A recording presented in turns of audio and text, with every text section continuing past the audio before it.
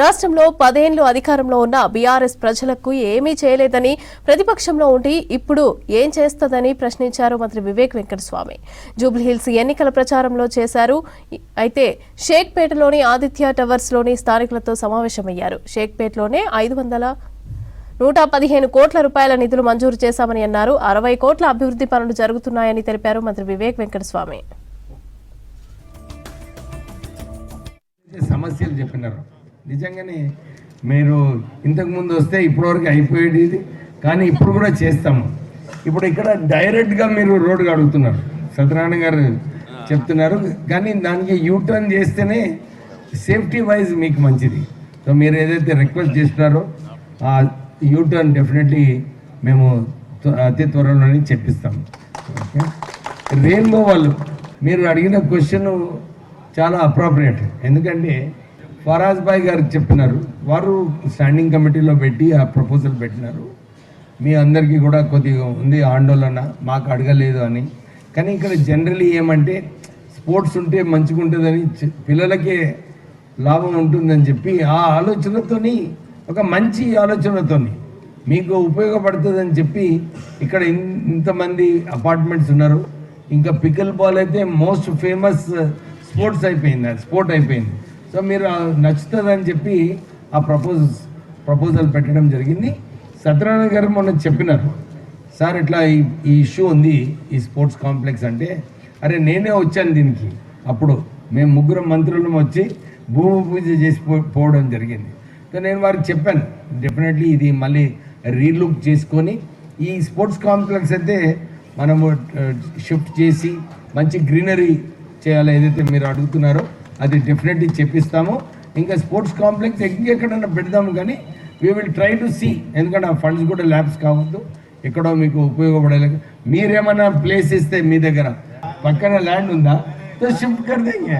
మరి ఎట్లనో we'll do something, don't worry, we will ensure that the residents. ఎందుకంటే we also have to understand what the requirements of the apartment owners are there. So we will definitely take into consideration. I have told everywhere that నేను ఇప్పుడు ఈ election తర్వాత నేను పోను, ఇక్కడనే ఉంటాను. ఎందుకంటే షేక్పేటలో చాలామంది మంచి లవ్ అండ్ ఎఫెక్షన్ ఇస్తూ నాకు తొందరగా పనిచేయడానికి ఒక అవకాశం ఇచ్చారు. Will definitely try to resolve your issues, అది ప్రామిస్ చేస్తూ. ఇప్పుడే నవీన్ చెప్పినట్టు, నవీన్ యాదవ్ గారు మంచి వ్యక్తి. యాక్చువల్లీ మీరు చూస్తే నేను కూడా వారితో కేవలం 2 months నుంచి అసోసియేటెడ్ ఉన్నాను. చాలా కామ్ కూల్, ఏది విషయం ఉన్నా కానీ రాసుకుంటాడు, ఫాలోఅప్ చేస్తాడు, యంగ్ ఉన్నాడు. సో అన్ని చోట్ల తిరగగలుగుతాడు.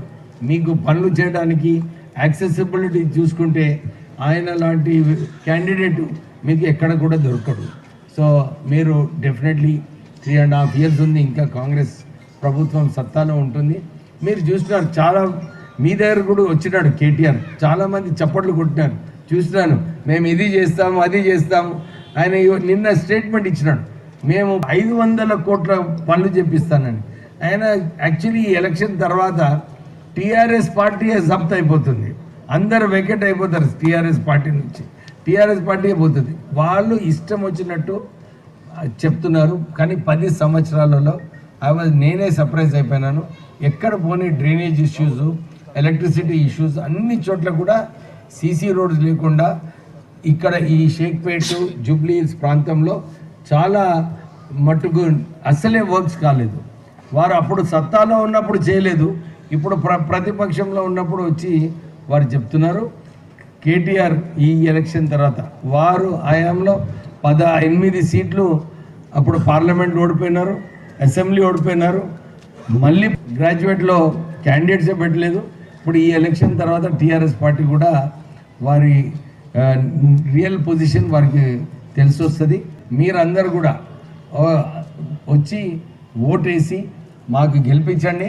మీరు చూడండి, మీ అపార్ట్మెంట్స్ వాళ్ళకి ఎన్ని ఫెసిలిటీస్ ప్రభుత్వం ద్వారా మేము కల్పిస్తామో మీకు వచ్చే రోజులలో తెలుస్తుందని చెప్తూ నేను ముగిస్తున్నాను.